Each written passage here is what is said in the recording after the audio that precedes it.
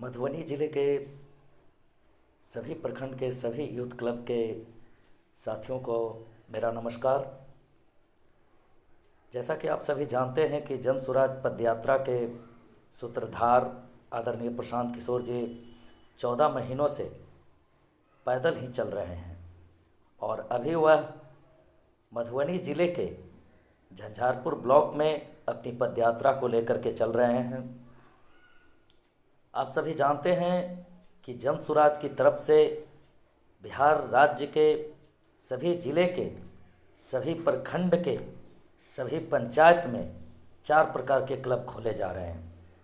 पीके youth club, जन Swaraj Ambedkar club और जन स्वराज कपूरी क्लब। इसके साथ साथ पीके महिला क्लब भी अब खोले जा रहे हैं। आप सभी साथियों को मैं यह बताने आया हूँ कि 25 नवंबर 2023 को मधुबनी नगर निगम में 10 बजे बगीचा हरिनगर में चैट विद पीके और ब्लॉक कोऑर्डिनेटर का चुनाव होने वाला है, जिसमें मधुबनी ज़िले के सभी प्रखंड के सभी यूथ क्लब के साथी उस चुनाव में अपनी उपस्थिति दर्ज करवाएंगे। ब्लॉक कोऑर्डिनेटर का चुनाव क्यों लड़ना आवश्यक है, महत्वपूर्ण है, मैं उस पर अपनी बात रखूँगा।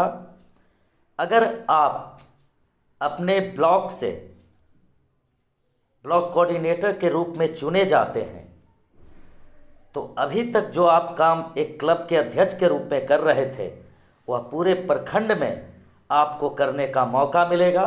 अपनी एक सामाजिक और राजनीतिक पहचान बनाने का मौका मिलेगा। प्रखंड में आप सबसे पहले तो जो कार्ड वितरण होता है वह जो ब्लॉक कोऑर्डिनेटर चुने जाएंगे, प्रत्येक ब्लॉक से 2 ब्लॉक कोऑर्डिनेटर का चुनाव होता है। इन दोनों ब्लॉक कोऑर्डिनेटर की यह जिम्मेवारी होती है कि सभी जो उनके प्रखंड में जो क्लब खुले हैं उन क्लब के अध्यक्षों तक उन कार्ड को पहुंचाया जाए। दूसरा, पीके की पाठशाला की शुरुआत जो अभी तक क्लब के अध्यक्ष कर रहे थे, अब इनकी यह जिम्मेवारी होगी कि एज ए ब्लॉक कोऑर्डिनेटर के रूप में वह प्रत्येक प्रखंड में अपने सभी पंचायत में जा करके क्लब पर यह देखेंगे कि आपके क्लब में पीके की पाठशाला की शुरुआत हुआ है कि नहीं हुआ है। अगर नहीं हुआ है तो उन्हें यह अधिकार प्राप्त होगा कि आप यूथ क्लब के अध्यक्ष के माध्यम से वह पीके की पाठशाला की शुरुआत कर सकें।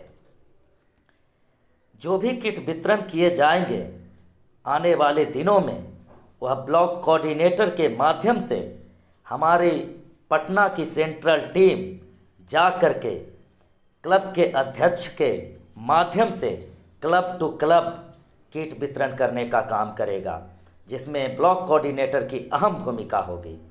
इसके साथ साथ ब्लॉक कोऑर्डिनेटर जब आप चुने जाते हैं तो आपके पास यह एक अधिकार होगा कि अगर आपके प्रखंड में अभी तक मात्र 20 से 25 क्लब खुले हैं, उस क्लब की संख्या को दुगना कर सकते हैं।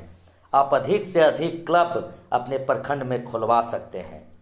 इसके साथ साथ आने वाले दिनों में ब्लॉक कोऑर्डिनेटर के नाते आपको यह अधिकार दिया जाएगा कि अगर आप अपने प्रखंड में स्वास्थ्य शिविर का आयोजन करवाना चाहते हैं तो यह भी अधिकार आपको जन स्वराज की तरफ से एज ए ब्लॉक कोऑर्डिनेटर चुने जाने के नाते दिया जाएगा।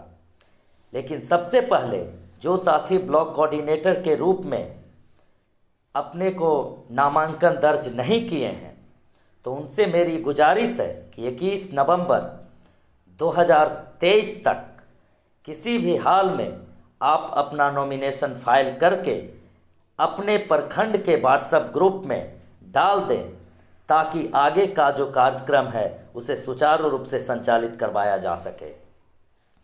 अब मैं यह बताना चाहूँगा कि क्लब के अध्यक्ष, पदाधिकारी और सदस्यों को अपना अमूल वोट का योगदान क्यों देना चाहिए।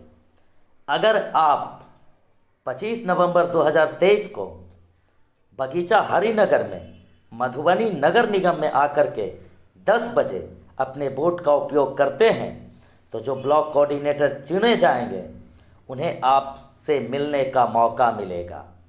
वही लड़के कल आपके जो ब्लॉक कोऑर्डिनेटर चुने जाएंगे आपके वोट के महत्व के कारण अमूल्य वोट के कारण वही लड़के कल आपको किट वितरण करके देने का काम करेंगे। कल जो भी समस्या है आपके क्लब की, वह सुचारू रूप से उसे दूर करके सुचारू रूप से संचालित करने में आपकी मदद करेंगे। इसके साथ साथ अगर क्लब में किसी प्रकार की कोई परेशानी आ रही है तो वह ब्लॉक कोऑर्डिनेटर ही उन परेशानियों को दूर करके पटना सेंट्रल टीम की मदद से आपका भरपूर मदद करने में आपका योगदान देंगे।